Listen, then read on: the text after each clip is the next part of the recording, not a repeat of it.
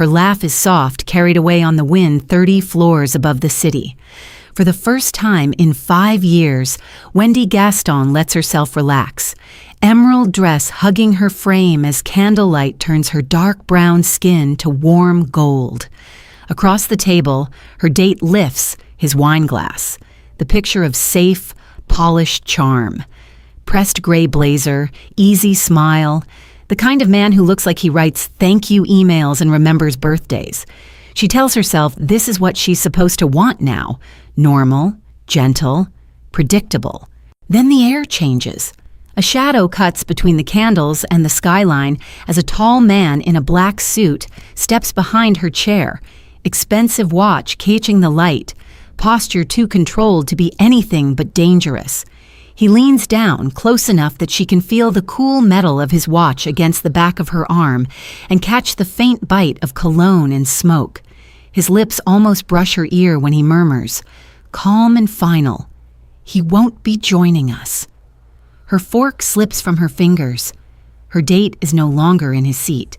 And in the reflection of the glass railing, Wendy sees him for the first time. The man whose presence bends the bodyguard by the bar into obedience. The man whose quiet eyes are already studying her like he has been waiting a very long time. Tonight was supposed to prove she could love again. Instead, when it is the moment a social worker who saves other people's lives discovers someone has just claimed hers. By day, Wendy walks into courtrooms in cramped apartments, carrying folders full of bruised photographs and whispered testimonies.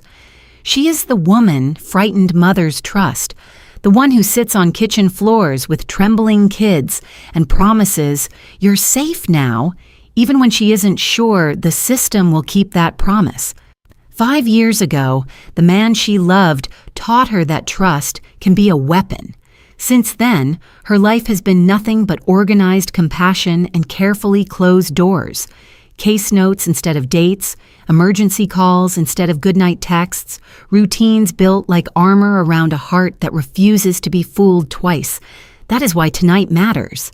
Not because of the rooftop view or the perfect steak cooling on her plate, but because saying yes to this date was the bravest thing she has done for herself in half a decade. For one fragile evening, she chose tenderness over control. But as the city glows beneath them and the Mafia boss who knows her name settles into the empty chair across from her, Wendy is about to learn that the past she filed away in locked case files has been watching her back. Her date was never just a date. Her work with protected witnesses has painted a target on her, and the stranger in the black suit, Chai Sung-ho, is the only one on this rooftop willing to say the ugly truth out loud. If you're ready to see how a quiet woman who rescues others becomes the center of a war between justice and the underworld, stay with me until the very end. Before we start, take a second to subscribe and tell me where you're watching from. I read every comment and it truly means a lot. By day, Wendy Gaston lives in other people's disasters. Courtrooms, shelters, emergency rooms. She moves through them with a clipboard in one hand and a tired kind of gentleness in the other, stitching fragile lives together with resources, referrals, and promises she hopes the system will keep. She starts most mornings in the same cramped office, painted an optimistic shade of blue that never quite hides the water stains in the ceiling. Her desk is buried in case files, custody battles smeared with old coffee rings, reports of bruises cataloged in careful clinical language, intake forms where terrified women circled yes beside the question, "Does your partner ever threaten to kill you?" The phone rings again and again. A school counselor calling about a child who hasn't stopped flinching all week. A nurse on the line from the ER asking if someone from social services can come talk to a woman who refuses to file a report because he didn't mean it. Wendy listens, writes notes in clean, looping handwriting, and arranges emergency placements with the calm of someone who cannot afford to panic. She is the one who knows which judge will prioritize a last-minute petition, which shelter still has a bed, which foster home won't ask too many questions about why the child won't sleep without the closet light on. On the days when the noise in her head gets too loud, voices of mothers breaking on the word please, children insisting they just fell, she steps into the stairwell between floors, presses her back to the cool concrete wall and counts her breaths. In and out, 4 and 4. She straightens her shoulders, smooths her shirt, and goes back in. People tell her she's strong. They say it like a compliment, like an award.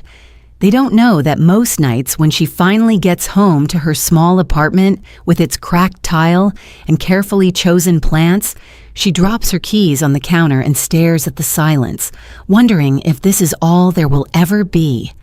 Other people's chaos, her own empty bed.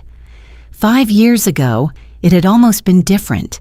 It was a Sunday when she'd found the messages. She remembers the way sunlight looked on the hardwood floor, the smell of the coffee she'd just poured. Her phone lit up on the counter. His name, the same person who had spent months telling her she was his safe place. And then another woman's photo, another woman's apartment, the kinds of words you only use when you're certain you're the only one hearing them. The worst part wasn't that he'd lied. It was realizing how easily she had believed him, how willingly she'd handed him all the soft parts of herself she now protects like state secrets. That day, she'd packed his things into 2 trash bags, left them outside her door, and ignored the pounding that followed. After that, she shut every door she could, unfollowed, blocked, deleted dating apps, ignored well-meaning introductions. She poured everything into work instead. If she couldn't trust someone with her own heart, she could at least make sure other people's children had somewhere safer to sleep. Years stacked on top of each other, birthdays passed, friends got engaged, married, divorced. Wendy went to baby showers and housewarmings, hugged people she loved, and smiled through every "you're next" with a practiced grace that never quite reached her eyes. When they asked if she was seeing anyone, she laughed it off and said, "I'm married to my job," like it was a joke instead of a confession. One rainy Thursday, after a particularly brutal case review where a judge postponed a decision that could have kept a family separated from their abuser, Wendy slumped in her chair at the office and rubbed the tension from the bridge of her nose. "Hey." She looked up to see Mara leaning against her doorway, holding 2 steaming styrofoam cups. Mara was a fellow social worker, all tight curls, bright lipstick, and an attitude that could bulldoze a bureaucrat in under 3 minutes. "You look like you just went 12 rounds with the entire county," Mara said, stepping inside and placing a cup on Wendy's desk.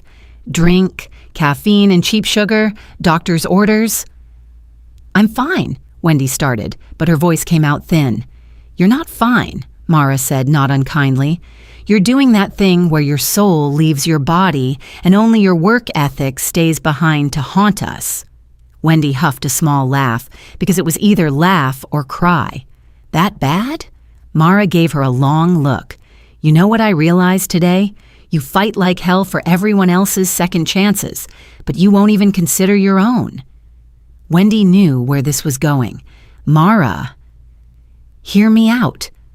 Mara lifted both hands. "I'm not saying download a dozen apps and line up a roster. I'm saying one dinner with a man who has a full-time job, an actual relationship with soap and water, and no criminal record. A unicorn." "No?" "Yes," Mara insisted. "He's my cousin's co-worker. Finance something. Stable, boring, extremely not a walking red flag. You said you wanted to try again someday." "I said maybe," Wendy corrected. "Okay, well, today is a maybe day. Come on, you cancel on yourself all the time. Don't cancel on this." Wendy stared at the stack of files on her desk, at the picture of a little girl taped to the inside of a folder, her eyes swollen from crying, at the email notifications blinking in the corner of her computer screen like tiny alarms. She also thought about the untouched dress hanging in the back of her closet, the emerald green one she'd bought years ago on a whim and never worn because there was never a night special enough to justify it. "What if I don't remember how to do this?" she asked quietly. "Do you eat?" Mara teased. "You're great at that." Wendy rolled her eyes. "Date. Be open. not suspicious of every nice thing. Mara's expression softened. Then you don't remember. So what? You practice, and if he's not right, we never speak of him again, and I owe you 3 drinks and a weekend of bad reality TV. But if he is, maybe you get to want something for yourself again. The thought felt dangerous, like standing on the edge of a rooftop in high wind. Just dinner, Wendy said finally. Just dinner, Mara echoed, grinning as she pulled out her phone. Rooftop restaurant, downtown, Friday night.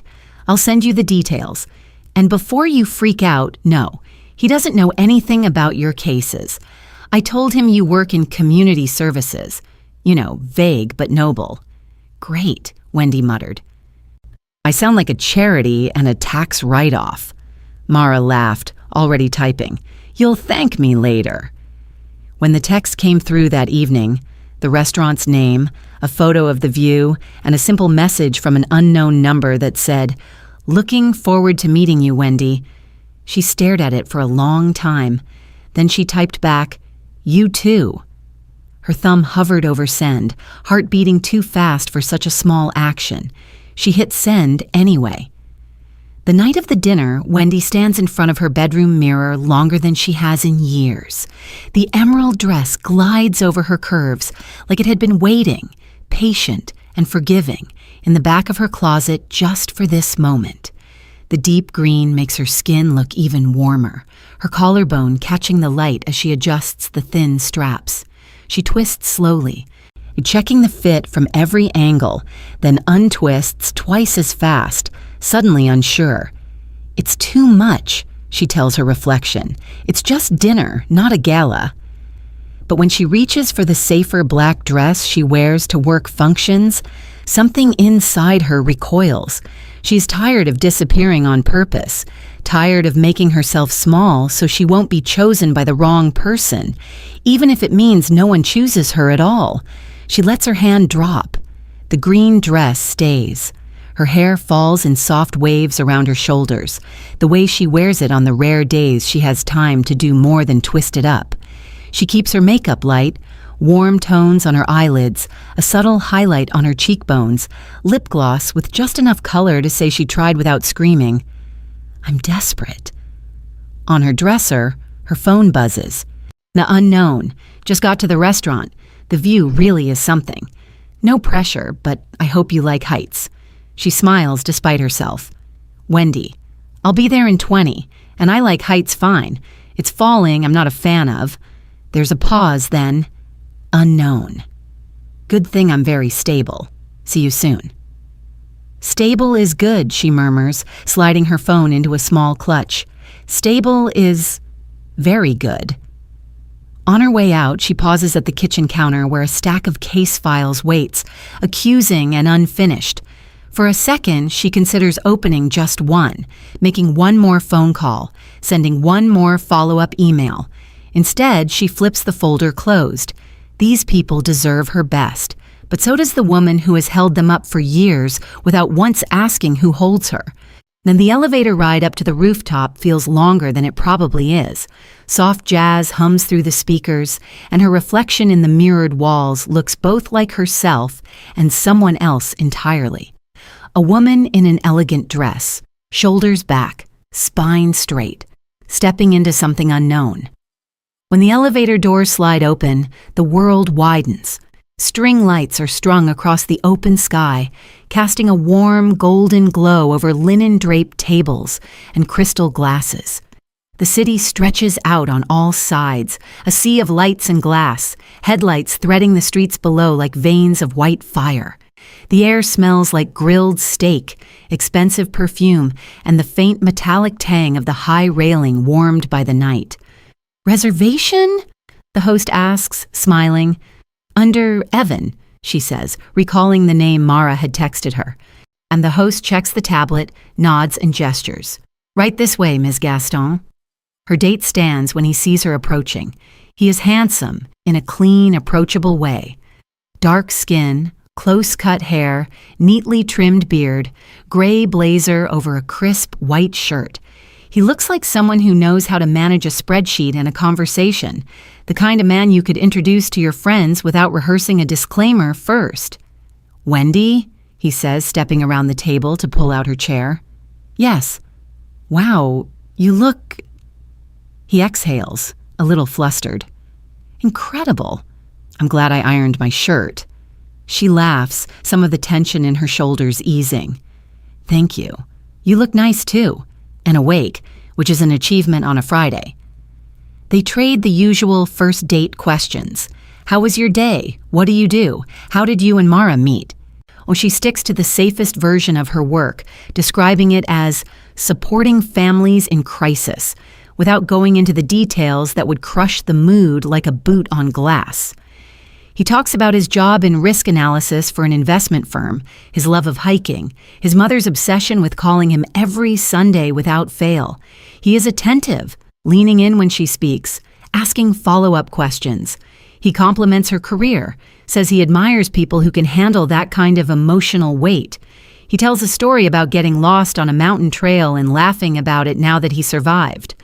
Wendy finds herself laughing too, not politely, actually laughing. The food arrives, a perfectly seared steak for her, a seafood dish for him. They clink wine glasses lightly, the candlelight catching in the red liquid. This view is ridiculous," he says, gesturing toward the glass railing and the glittering city beyond. "I keep expecting Batman to swing by." "Don't ruin this with a Batman reference," she replies, smiling. "I finally feel like a real adult woman in a movie." "You are the main character tonight, for sure," he says, and there's something gentle in the way he looks at her that makes her pulse stutter. Maybe, she thinks, Mara was right. Maybe she can do this. As the evening unfolds, it becomes easier to forget how long it's been since she allowed herself to hope like this. Each time he laughs at her dry comments, each time his gaze lingers on her like she's worth looking at, another layer of caution slips just a fraction of an inch. The bodyguard by the bar barely registers at first. Wendy's eyes brush over him once. A tall man in a black suit, broad shoulders, earpiece glinting against dark skin, and file him away as part of the restaurant's security. Upscale places like this often have someone like that, but every now and then she feels a prickle at the back of her neck, like she's being watched from somewhere she can't quite see. When she glances around, all she catches are other couples leaning across tables, clinking glasses, sharing private jokes. "Everything okay?" her date asks at one point, following her line of sight. "Yeah," she says quickly, "just crowded." "Hey, if it gets too much, we can leave after dessert," he offers. "Find somewhere quieter or walk. Fresh air is free." "That sounds nice," she says, and she means it. They are halfway through dessert when he stands, brushing crumbs from his hands. "I'm going to run to the restroom," he says. "Don't disappear on me." "I'll stay right here," she replies, lifting her glass. "Your dessert's still on the table. I'm not above stealing it." He grins. "That's a risk I'm willing to take." He disappears into the restaurant, leaving behind a half-finished slice of cake and the faint imprint of his presence across the table. Wendy takes a sip of wine and lets herself breathe. The night is soft around her. The candle flames flicker, reflecting in the windows of the skyscrapers beyond. Somewhere below, a siren wails faintly and fades. She traces the rim of her glass with one finger, thinking that maybe she will text Mara later and admit, quietly, that she had a good time. The air shifts. It's subtle at first, wise like the moment before a storm when the wind changes direction. The background noise narrows, certain sounds sharpening, the scrape of a chair, the clink of glass, the steady, heavy footsteps crossing the wooden floor behind her. She doesn't turn immediately. Years of walking into volatile situations have taught her not to respond to every ripple in the atmosphere. But then, the footsteps stop right behind her chair, close enough that she can sense the heat of another body. "Ms. Gaston." The voice is low, smooth, threaded with a foreign cadence that rolls over her name like he's been practicing it. She freezes, hand tightening around the stem of her wine glass. Yes? He doesn't answer out loud.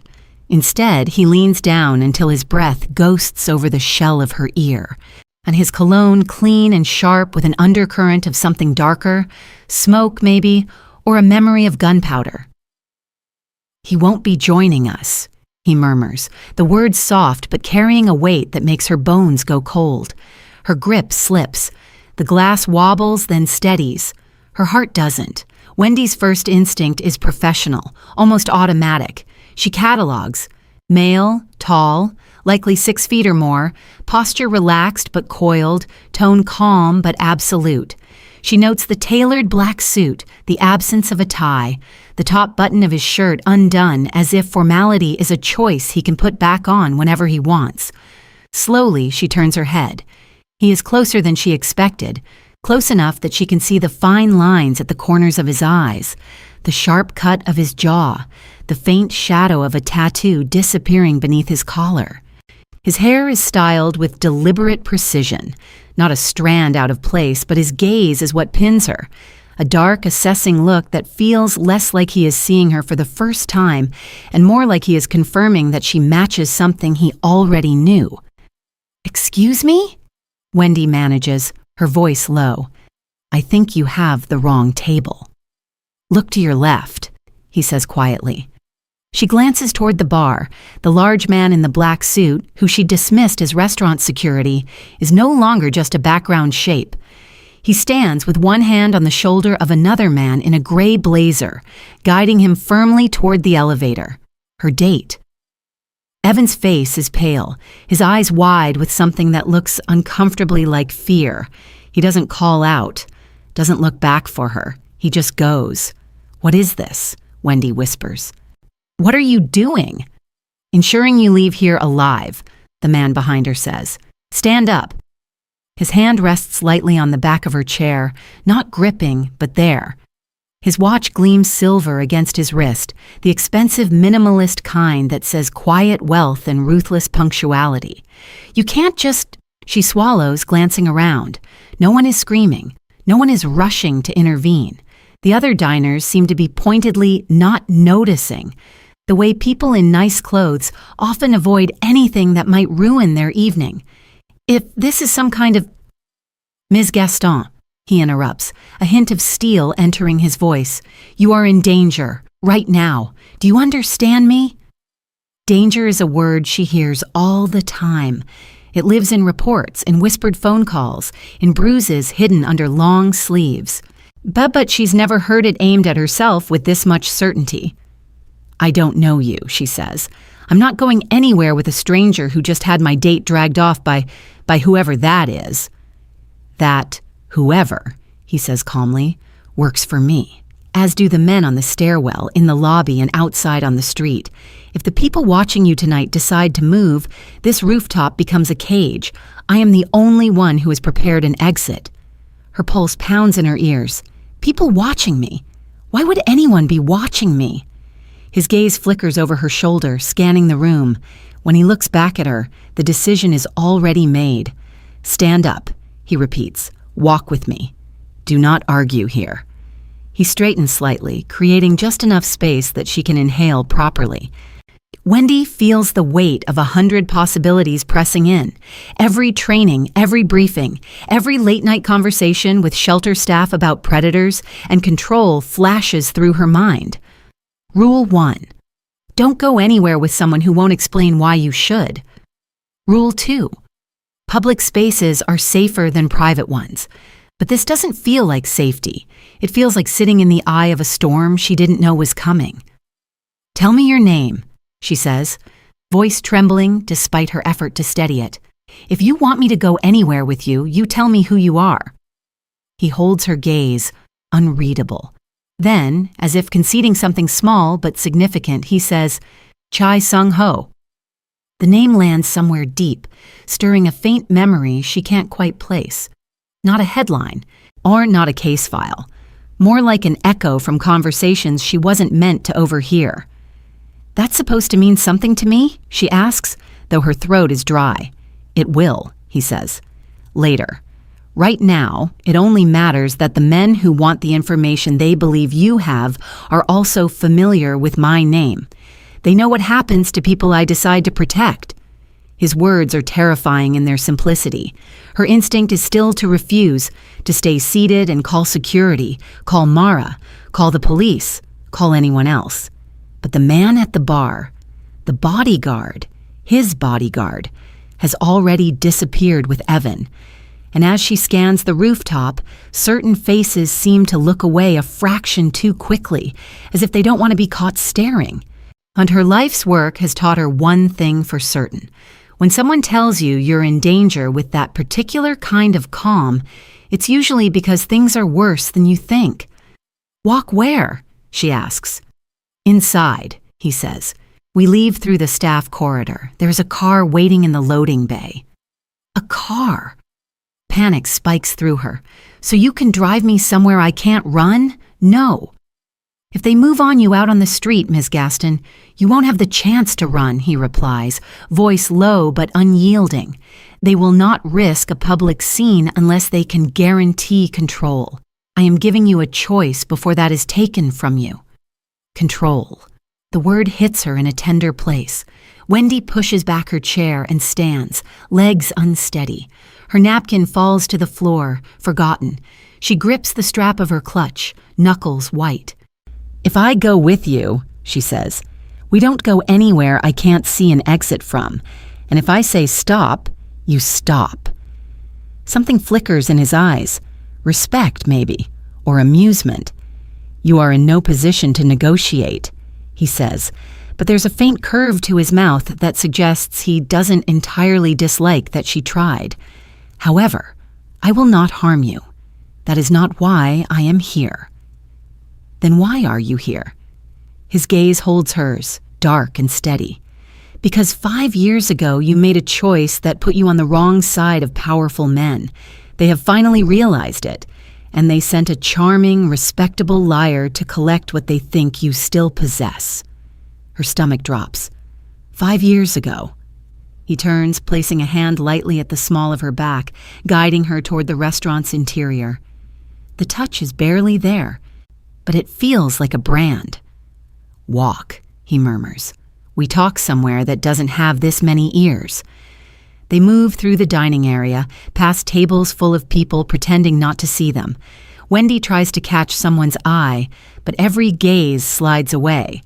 The host gives Seung-ho a small, deferential nod, as if this isn't the first time he's seen him here. At the back of the restaurant, near the restrooms, there's an unmarked door. Seung-ho pushes it open with the ease of familiarity, revealing a narrow hallway lit by harsh fluorescent lights. The music and murmur of the dining room dull as the door swings shut behind them, replaced by the hum of industrial refrigerators and the distant clang of dishes from the kitchen. "Stop," Wendy says, planting her feet. He pauses, turning to face her fully. In the unforgiving light, he looks even more dangerous, the luxury of his suit stark against the scuffed linoleum floor. "You get 2 minutes, she says, heart hammering. "You tell me exactly why you think I'm in danger, or I walk back out there, call the police, and scream my lungs out until someone listens." He studies her for a long moment, then nods once. 2 minutes, then. I suggest you listen carefully." He leans against the wall, arms loosely crossed, as if they're discussing something as simple as a delayed reservation. 5 years ago, he begins, you were assigned to a woman fleeing a man with more money and influence than he deserved. She had a child. You arranged a shelter placement under a false name, pushed her case through an overburdened system, and filed paperwork that disappeared from accessible channels. The official story is that she never showed up to testify, that she vanished. A sharp, cold pressure tightens Wendy's chest. She knows exactly which case he's talking about, the one that still wakes her sometimes with the taste of fear on her tongue. She didn't vanish, Wendy says quietly. She chose safety over being paraded in court and torn apart on the stand. That was her right. And you helped make that possible, he says. You rerouted records, used contacts you were not supposed to have, convinced a shelter director to break protocol. You were very creative. How do you know that? She demands. Those files were sealed. He gives a brief, humorless smile. Nothing is truly sealed from men who own judges and pay for access to back-end systems.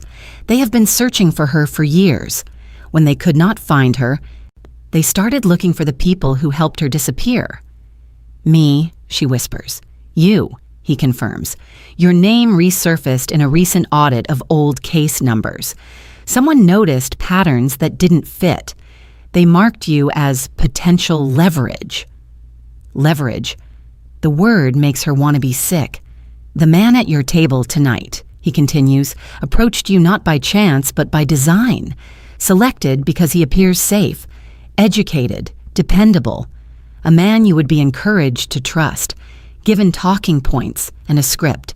His job was to learn how much you remember, what you kept, who you spoke to, and if you prove to be useful.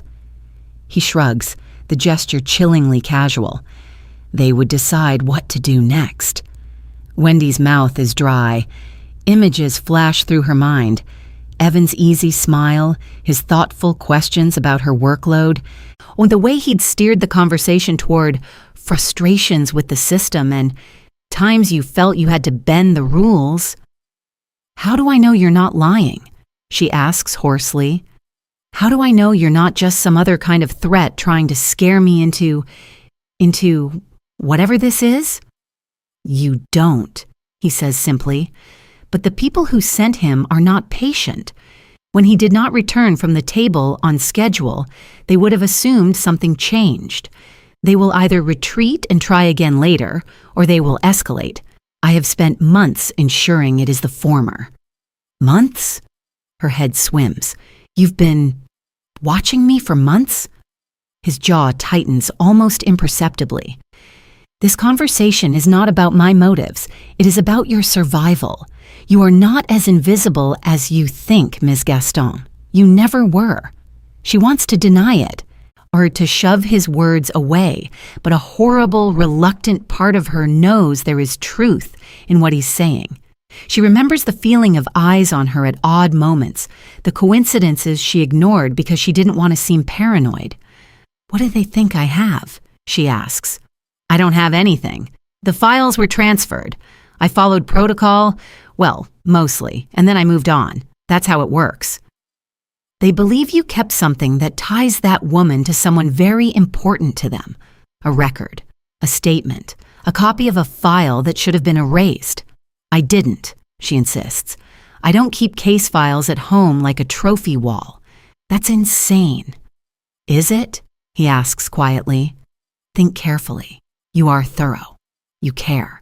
Did you ever, even once, send yourself a copy to a private account so you could double-check something later?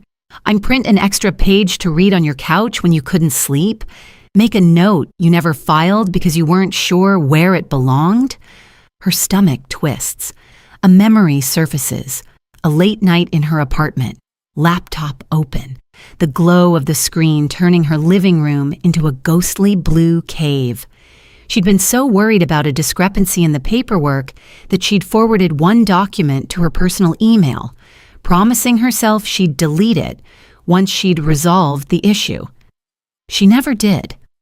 Oh, she breathes. Exactly, he says. You are dangerous to them not because you mean to be, but because you are competent, thorough, unwilling to leave loose ends when lives are at stake. Her hands shake. If they can get into sealed systems, why don't they just pull it from my email? Because some people still believe in air-gapped machines and offline storage, he replies. You are one of them. You printed it, did you not? Filed it somewhere safe. A box, a drawer, a folder you meant to bring back to the office and never did. She thinks of the cardboard box under her bed, full of old notebooks and clipped articles and reference materials. She swore she'd sort through one day. Her entire body goes cold. You've clearly done your homework on me, she says, anger threading through the fear. Why? Why do you care what happens to me? What does any of this have to do with you? For the first time, something flickers in his expression that looks like conflict. That is a longer story than your 2-minute ultimatum allows, he says. For now, do you only need to understand that the men who want that woman found will not stop at one failed attempt. They will not respect your work, your boundaries, or your life. I, on the other hand, have a vested interest in keeping you alive. Why? She presses. His gaze holds hers, steady and unreadable. Because you once protected someone connected to me, and because whether you realize it or not, Ms. Gaston, you have already changed the balance of power in a war you didn't know existed. The hallway hums around them, fluorescent lights buzzing like trapped insects. Somewhere beyond the door, dishes clatter and a chef yells an order, life going on as if the ground beneath her hasn't just shifted. Wendy takes a slow breath, tasting metal and fear. All right, she says finally, voice low but clear. You want me to leave with you? Fine. But understand something, Chai Sung-ho. I have spent 5 years making sure other people are not cornered into choices they didn't consent to. If I find out you are lying to me, if this is some elaborate power play or turf war or whatever you people call it, I will burn every bridge I have to stop you. For the first time, genuine amusement flickers in his eyes, quickly swallowed by something softer, almost appreciative. Duly noted, he says. Stay angry. It will keep you alive. He pushes off the wall and gestures down the corridor. Now, he adds, voice returning to that calm, frightening certainty. Let's leave before the men who think your life is a bargaining chip. Remember that they have nothing to lose by cashing it in. The car waiting in the loading bay looks ordinary enough. A black sedan with tinted windows, not the kind you see lined up outside hotels and airports. The men standing beside it are anything but ordinary. They straighten when Sung-ho steps out of the staff corridor with Wendy at his side, their attention snapping toward him like a compass needle finding north. One opens the back door without a word. Another scans the dim concrete space with a restless precision that says he is counting exits, angles, and threats all at once. Wendy hesitates on the threshold between the hallway and the parking bay, feeling the night close in. Out on the street, a few blocks away, people are probably laughing over late dinners, scrolling through their phones, complaining about traffic. Up here, the air smells like exhaust, damp concrete, and something metallic under the surface. This is insane, she whispers. Get in the car, Sung-ho says quietly. She looks up at him. In the fluorescent light, his face is a study in contained tension. Nothing overt, but the muscles in his jaw flex, and his eyes are darker than they were on the rooftop, like the night has seeped into them. If I get in, she says, I'm trusting you not to make me disappear. If I meant you harm, he replies, no one would have seen you leave that table. The bluntness of it steals her breath. He steps aside, giving her the path to the open car door. There is something deliberate in the way he doesn't touch her this time, doesn't guide her with a hand at her back. The choice is hers, and he knows she knows it. Wendy swallows hard, then ducks into the back seat. The leather is cool against her thighs. The city's noise fades the moment the door thumps shut. And a second later, Sung-ho slides in beside her. The car glides up the ramps and out into the night. They drive in silence for a while. The city blurs past in streaks of light and shadow. Wendy keeps her eyes on the window, trying to track their route. But they take so many turns, down unfamiliar side streets, through a tunnel she doesn't recognize, that eventually the map in her mind dissolves. Where are we going? She asks. A place where they cannot reach you easily, he says. That's not an answer. It's the only one you're getting until we arrive. She takes a slow breath through her nose, forcing herself not to snap. Panic won't help.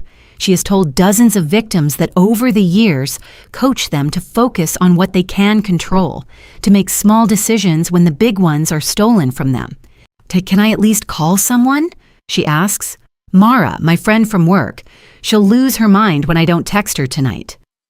No phones, he says. Your number may already be flagged. Any signal from your usual locations will make it easier to triangulate where you've gone. So I just disappear, Wendy mutters. That's comforting. You will not be gone forever, he replies. Only until I know how far the rot has spread. The phrase lodges in her chest. Eventually, the car pulls into an underground garage far cleaner and emptier than the one behind the restaurant. The concrete here is smooth, the parking spaces lined with expensive vehicles lined nose to nose like sleeping animals. A private elevator waits at the far end, guarded by another man in a black suit. They ride up in a hush broken only by the soft mechanical hum and Wendy's heartbeat thudding in her ears. No cheesy jazz this time, no mirrored walls, just a polished metal interior and a small camera in the corner watching them both. Is this yours? She asks, nodding toward the ceiling. The building, he says. Yes. She lets out a humorless laugh. Of course it is. The elevator doors slide open into a world that looks nothing like the dark, cramped places where she's usually fighting for people's lives. It's a penthouse, but not the gaudy kind. Everything is clean lines and muted luxury. Soft gray sofas, warm wood floors, walls of glass opening onto a view that makes her knees wobble. The city sprawls beneath them, lights layered over lights, a river of headlights winding between skyscrapers. The floor-to-ceiling windows stretch along two sides, the night pressing against them like ink. It's beautiful. It's also a cage with a view. So, this is where you keep your guests, she says, stepping cautiously into the space. Only the ones I need alive, he replies. She shoots him a sharp look. You really need to work on your reassurance skills. A corner of his mouth twitches. I am not in the reassurance business, Ms. Gaston. I deal in outcomes. Wendy, she snaps. You keep using my name like it's a file number. If you're going to stand there and talk about my potential murder, at least say it like I'm a person. He studies her for a beat, then nods once. Wendy, then. Hearing her name in his mouth like that does something strange to her chest. One of his men appears with a small tray of items, 2 phones, see a slim laptop, what looks like a passport. Sung-ho glances through them, then hands the tray back with a quiet instruction in Korean. The man nods and disappears. What is this place? Wendy asks, turning in a slow circle. There's a sleek kitchen to the left, stainless steel appliances gleaming. Down a short hall, she glimpses a large bedroom, another door that must lead to a bathroom. Everything looks like a high-end hotel suite designed by someone with impeccable taste and a distaste for clutter. A safe suite, he says. Discreet entrance, private elevator, security on every access point. No one comes in without my say-so. That sounds suspiciously like a prison, she mutters. A prison keeps you in, he says. This keeps others out. She walks to the windows, palms smoothing unconsciously over her dress. The glass is cool beneath her fingertips. From up here, the rooftop where her night began looks small, just another rectangle of light among hundreds. Why does it feel like I traded one danger for another? She asks softly. You traded danger you didn't understand for danger that tells you its name, he says. That is an improvement. That's debatable. He steps closer, but stops a respectful distance away, as if aware that space is one of the few things she can still claim. There is a bedroom through there, he says. You may use it. I will have clothing sent up, your size, roughly. Until then, there is a robe in the bathroom. Food will arrive shortly. You should eat. He speaks like this is a routine he's walked through before, and like he's done this. Brought terrified people to expensive cages and told them how the evening will proceed. The thought makes her stomach twist. I'm not hungry, she says. He gives her a look that says he doesn't believe her. Shock can feel like hungerlessness. Your body will fail you if you do not care for it. Sit. I will explain what happens next. I don't take orders in my own prison, she fires back. I sit if I want to. Something like patience flickers behind his eyes. Then choose a seat, Wendy. She huffs out a breath but moves to the sofa anyway, sinking into cushions softer than anything in her apartment. He sits in an armchair opposite her, knees apart, forearms resting loosely on his thighs, the picture of casual control. "Start with my date," she says. "Evan." On if that was even his real name. "It was not," he replies. The words hit harder than she expects. "Of course," she says, voice brittle.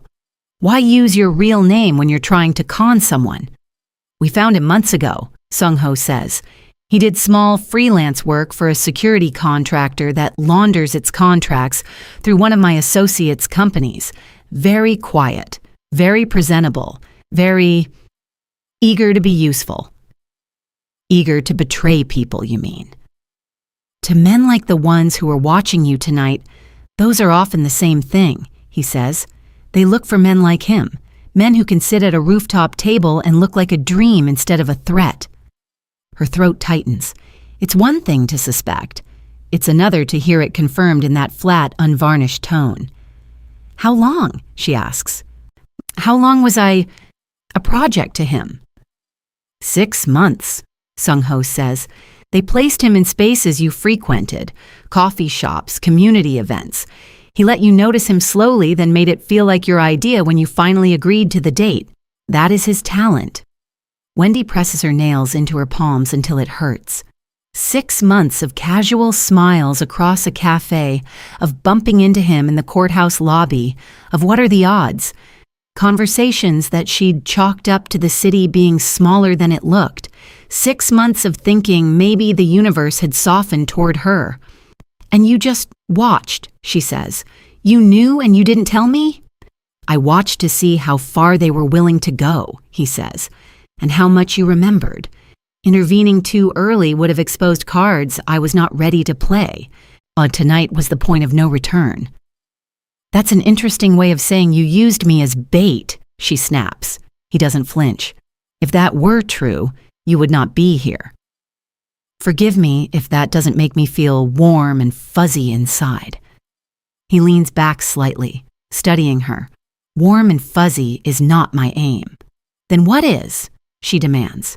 "If all of this is just strategy, dragging me off a date, locking me in your glass box, deciding when I eat, when I sleep, who I can call, maybe they're right and you're just another kind of threat."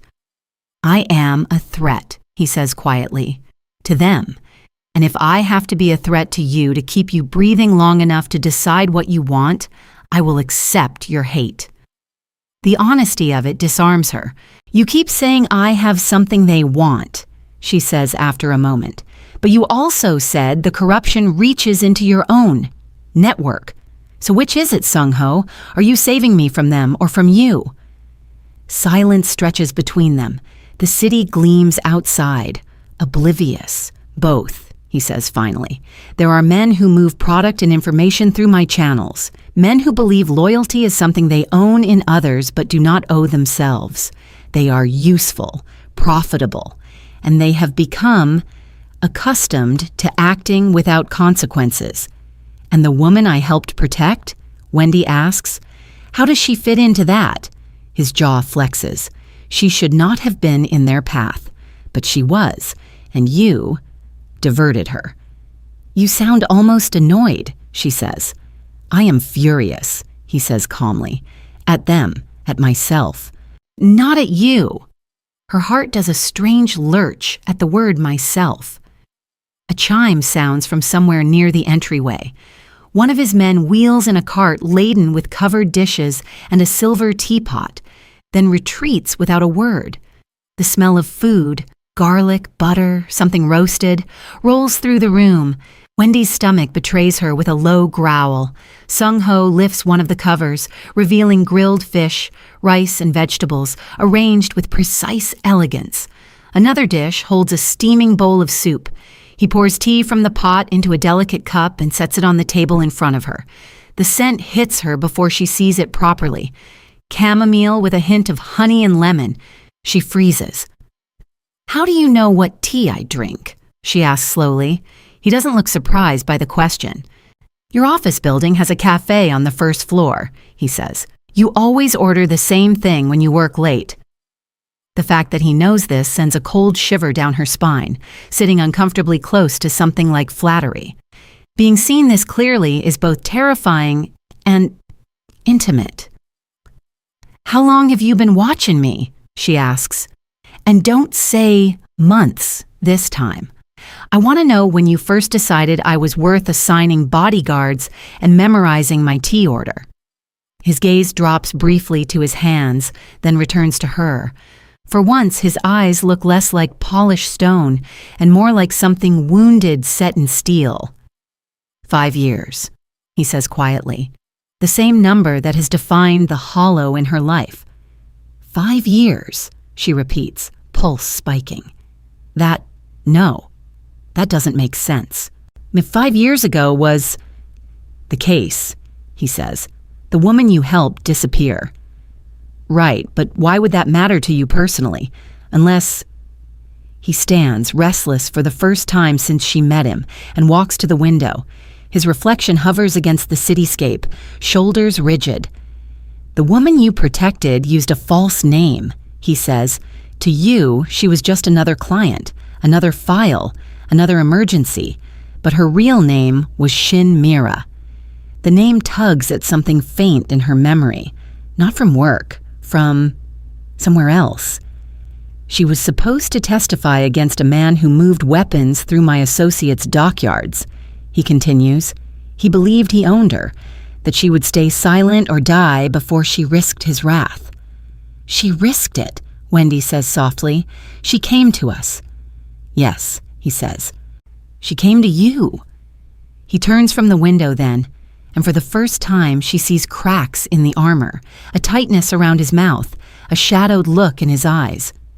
Mira was the only person who ever tried to warn my sister, he says, about the company she kept, about the deals she was being used to cover. My sister did not listen. Mira came to you when it was already too late. A hollow opens up inside Wendy. Your sister, she begins, is dead, he says, voice flat. But the word carries a weight that ripples through the room. She thought she could play in the dark and still come home clean. She was wrong. Mira tried to get out before she joined her. The pieces click together with sickening clarity. You think I saved her, Wendy says. Or you know I did. You moved her off their board, he says.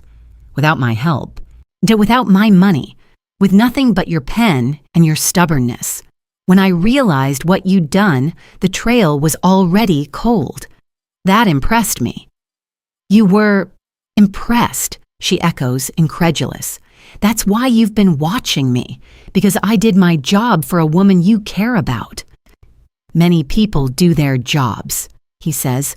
Very few do them when it risks being crushed by men who can make them disappear.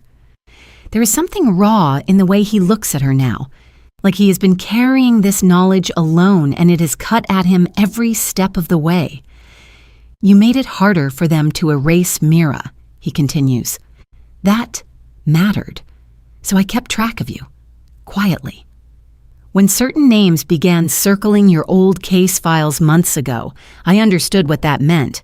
They had tired of searching the shadows. They would come for the only light that touched those records. Me, she whispers. You, he says. She wraps her arms around herself, suddenly cold despite the temperature-controlled suite. So, I've been... What? She asks. A project? A penance? Some kind of debt you think you owe her? Is that what you think I owe? He asks, and there is something sharp in his voice now. A debt. A favor. I cannot undo what happened to my sister. I cannot promise Mira's safety beyond the limits of my reach. But I can decide that the woman who risked her career to give them a chance does not die because my associates are sloppy and greedy. The anger in his words is not directed at her, she realizes. It's aimed elsewhere, at men whose faces she hasn't seen, but whose shadows reach into his world as easily as hers. When I watched you long before Evan ever learned your coffee order, he adds, softer. I knew the shape of your days, the way you left the office too late, the way you took files home you weren't supposed to, the way you ignored calls from men you used to trust, Protecting you has never been random, Wendy. It began as obligation. It did not stay that way. The admission hangs between them, dangerous and fragile. Before she can respond, a buzzing sound fills the room, an insistent vibration from the small device on the table beside his chair. He strides over, picks it up, and listens. His expression doesn't change, but the air around him sharpens. "When?" he asks into the receiver. A pause. "How many?" Another pause. "Deactivate the elevators," he says. "Lock every access point below this floor. Move the secondary team to the north stairwell. No one gets through without my word." He ends the call and slips the device back onto the table with controlled precision. "What's happening?" Wendy asks, heart already racing. "They did not choose to retreat," he says. "They came to collect you instead." Her mouth goes dry. "Here? Where else?" he says grimly. "You were seen leaving with me. They will assume you are in my territory. Some of the men coming up this building tonight used to work for me. Some still think they do." Her earlier question echoes through her head. Are you saving me from them or from you? And suddenly, the distinction feels thinner than ever. "You said this place was secure," she says, struggling to keep her voice level. "It is," he replies, "but they are motivated. And desperation makes men foolish and violent. They have already compromised 2 lobby guards. I will deal with them." "You mean you're going down there?" she says. "Of course," he says, as if it's obvious. "They came for what they believe is leverage. If I do not show them they miscalculated, they will keep coming." "And what am I supposed to do while you're busy playing war?" she demands. "You," he says, stepping closer, "are going to stay in this room, away from the windows. You will listen to my men. You will not open the door for anyone who is not me. That's it? Hide and hope you win?" "Sometimes survival is not glamorous," he says. "It is quiet, obedient, and very boring. You tell victims this all the time." The worst part is that he's right. He reaches into his jacket and pulls out a small black object, and placing it in her palm. It's heavier than it looks, cold metal, subtle grooves. "What is this?" she asks. "A last resort," he says. "Point and squeeze if anyone but me crosses that door." She stares at the gun, bile rising in her throat. She has seen plenty of them over the years, on police belts, in evidence bags, in the shaking hands of women telling her stories. She has never held one with the intent to use it. "I'm not—" "You are capable of more than you think," he says. "You prove that every day. Do not start doubting it now." He closes her fingers gently around the grip, then steps back. "Why are you doing this?" she blurts, the question ripped out of her before she can stop it. "Really? Not the obligation answer, not the strategy answer. Why risk all of this for me?" He looks at her for a long, unguarded moment, and the city glows behind him, but his eyes are fixed only on her. "Because there is a moment," he says softly, "between the first time someone points a gun at you and the moment it goes off when you see who they think you are.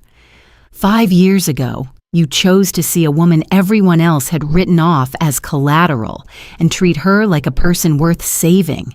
You did that without money, without power, without knowing whose enemies you were making."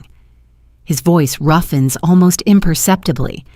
"I have ordered men killed for less than what you did," he continues. "And yet, when I finally found the report with your name on it, all I could think was, someone like that should not die because men like me exist."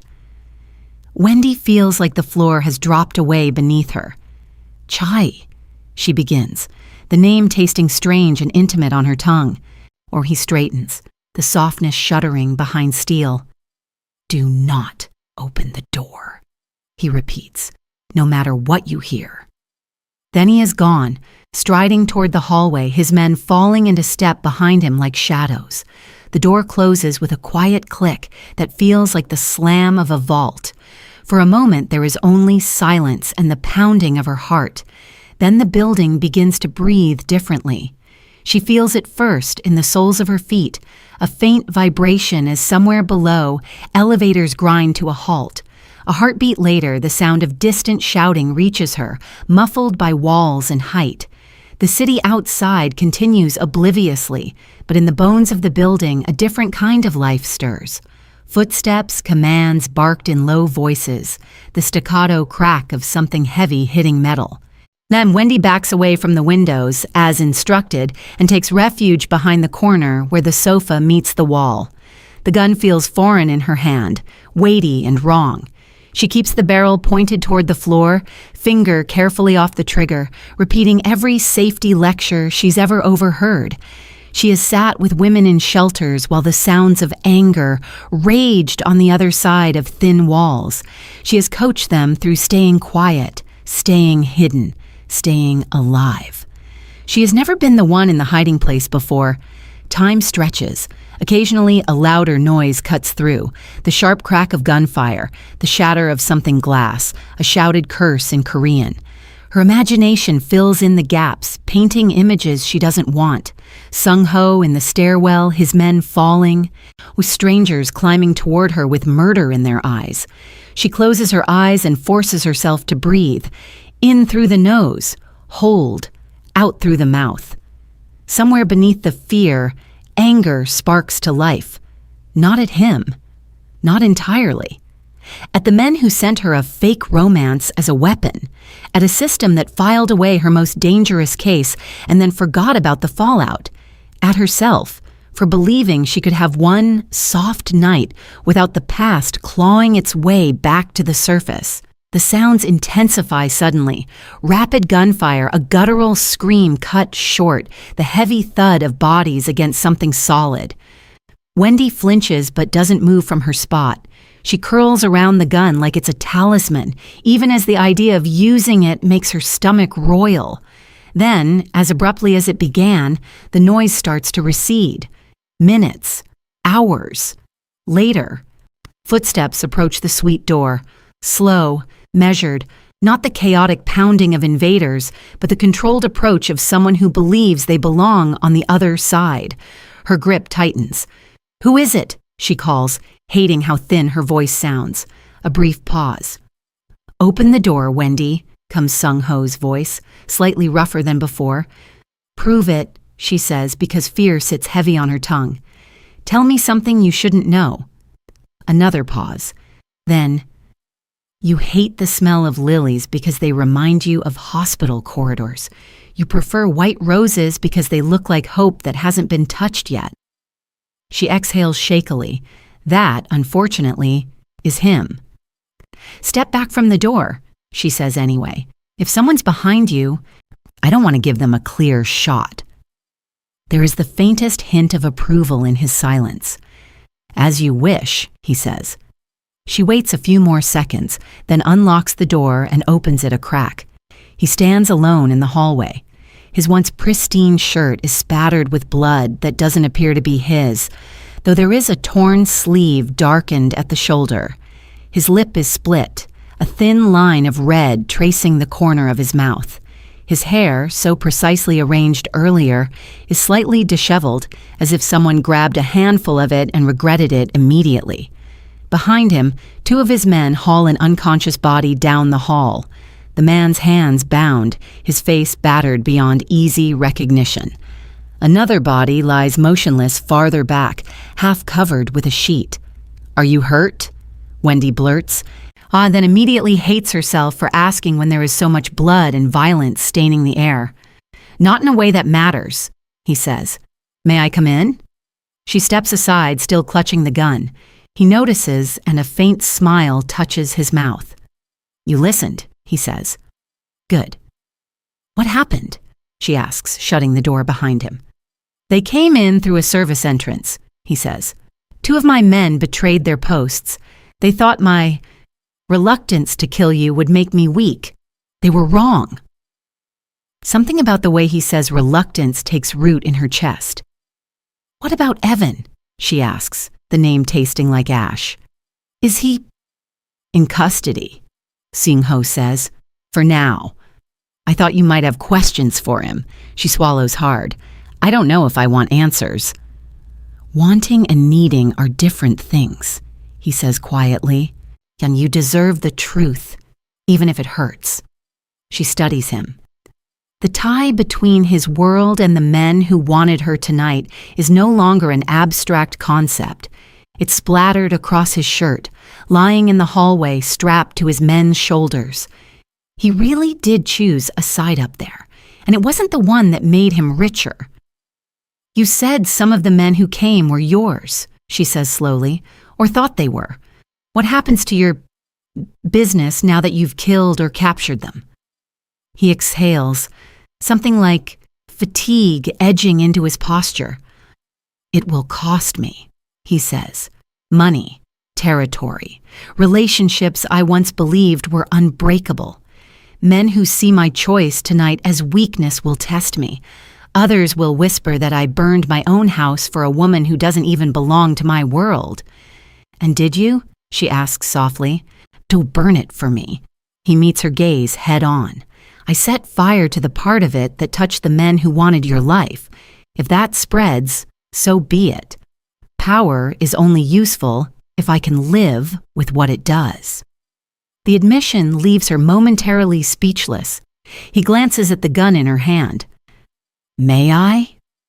She hesitates, then passes it to him, butt first. His fingers brush hers, warm, steady. "You did well," he says, flicking on the safety before tucking it away. "You stayed where you were told. You did not panic." "I was terrified," she says. "Terror and panic are not the same thing," he replies. "You can be afraid and still hold a line." She thinks about the countless times she's told children the same thing. You can cry and still be brave. It feels strange having the sentiment turned on her. "What happens now?" she asks. "To me, to Evan. Not to the case file under my bed that I wish I'd shredded years ago." He moves to the sofa and sits, this time looking more human than immaculate boss. When he gestures for her to join him, she hesitates only a second before sinking onto the opposite cushion. "Now," he says, "we remove the leverage." "You mean the file?" "Yes," he says. "We will retrieve it, digitize what law enforcement needs to bury the men who came for you, and then erase any trace that links it to your home or your work. You will not be the loose thread in their eyes anymore." "And Mira?" she asks. "Will this put her at risk?" "If I do my job correctly, it will make chasing her far more expensive than leaving her alone," he says. "Men like them respect pressure more than morality." "And if you don't do it correctly?" He gives her a wry look. "Then I will have become very uninteresting to you very quickly, because we will both be dead." She snorts despite herself. "You have a terrible sense of humor." "I prefer honesty to comfort," he says. "I noticed." Silence falls, thick but not entirely uncomfortable. The adrenaline in her system begins to ebb, leaving behind a tremor in her limbs and a strange, hollow exhaustion. "You should rest," he says. "There will be more decisions to make tomorrow."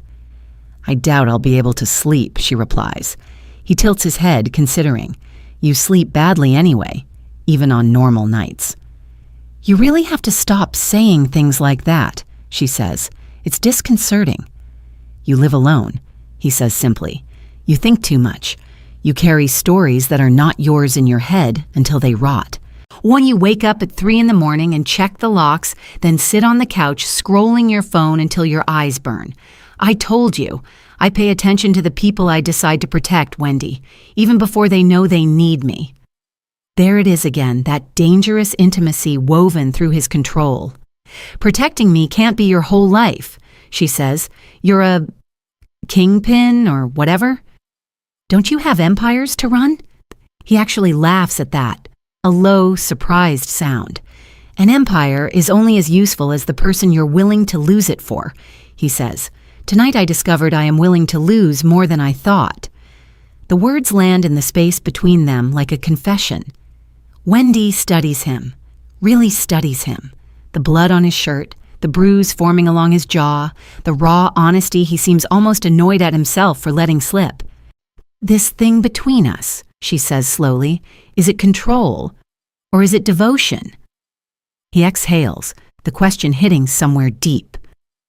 "Both," he says finally. "At first, it was control. I watched because I needed to know where every threat to my interests lived. You interfered in something that belonged to me, and I do not tolerate surprises. Then I saw your case files stacked taller than your patience. I saw you walk into apartments no one else would enter, sit with people no one else would touch. I saw you leave the courthouse looking like you'd been scraped out and still go back the next day." His gaze softens, the edges smoothing. "Control became respect," he continues. "Respect became something else. Something that made it harder to pretend you were just a name on a report." She swallows around the sudden tightness in her throat. "And tonight?" she asks. "What was it tonight?" "Tonight," he says quietly, "was me choosing you over men who make me rich. Choosing you over a peace built on looking the other way. Choosing you over the parts of myself that believed feeling anything this deeply was a liability I couldn't afford." Her heart hammers against her ribs. "You're saying all of this like you expect me to be flattered," she says, but her voice lacks heat. "I expect you to be angry," he says, "and afraid. I would be more worried if you weren't. I offer you no easy life, Wendy. No promise that the danger ends if you stay close to me. In many ways, the opposite is true." "Then why tell me?" she whispers. "Why not keep me in the dark, stash me somewhere safe, and continue playing your games?" "Because you are not a child," he says, "and I am tired." The admission is so simple, so human, it steals her breath. "Tired of what?" she asks. "Of holding every string," he says. "Of being the only one who knows which walls are rotting. Of pretending I do not care when people I should have protected vanish into the spaces between my decisions." He looks at her then, really looks, as if seeing not just the woman in the green dress, but everything underneath. The girl who once believed in clean love, the woman who rebuilt herself out of other people's emergencies, the person sitting on his couch with a gun callus forming on her palm. "You deserve the truth," he says. "Done so you can decide whether the man who ruined your first date in 5 years is also the man you are willing to walk into the dark with." The choice spreads out before her like the city beyond the glass, glittering, dangerous, impossible to fully map. If she walks away, if she insists he erase her from his world, return her to her apartment, pretend this night never happened, she could go back to routines and case files and late-night tea. She could rebuild her walls higher and swear off men with dangerous eyes and expensive watches. But she would also know that somewhere out there, men like the ones who climb this building still move unchecked through systems she only sees the edges of. She would know the one person willing to burn part of his empire to keep her alive is out there too, while carrying a ghost of her in his calculations. If she stays, if she steps closer instead of backing away, nothing about her life will ever be simple again. She will stand at the edge of things she has spent her career trying to keep people away from. She will argue with him, rage at him, force him to see the people his decisions trample. She will risk not just her heart, but her sense of herself as someone who stands firmly on one side of the line. 5 years ago, she says slowly, I decided that peace was safer than love, that keeping my life small and predictable was the only way to avoid getting broken again. He listens, silent. Tonight, she continues, I learned that peace can be an illusion, that I can be targeted sitting under fairy lights with a nice man who says all the right things. On that danger doesn't always look like you. Sometimes it looks like a smile I wanted so badly to trust. Her eyes burn, but she doesn't look away. I don't know if I can love someone like you, she says, someone who lives in a world built on fear and favors and blood. I don't know if I can live with the things you've done, but I do know this. I am done letting fear pretend to be safety. I am done hiding behind routine and calling it peace. His jaw tightens, a flicker of something like hope breaking through his control. So what does that mean? He asks, voice so low she almost misses it. It means, she says, I'm willing to keep listening, to see who you are when you're not ordering men around or shutting down elevators, to decide for myself if the man beneath all this. She gestures to the blood on his shirt, the opulent room, the invisible network humming beyond the walls, is someone I can trust with the parts of me I haven't given anyone in a long time. It's not a declaration, not a promise, but it is a door cracked open where once there was only a wall. Something uncoils in his posture, a subtle easing of shoulders, a softening around his eyes. Listening, he repeats, that is more than most people offer me. Don't make me regret it, she warns. I will try, he says, and when I fail, you will tell me, loudly. You'd better believe it. He smiles then, small but real, and the sight is almost as disorienting as the gunfire was. Do you need anything? He asks. Food, rest, a phone call under controlled conditions to tell Mara you are alive but temporarily unavailable.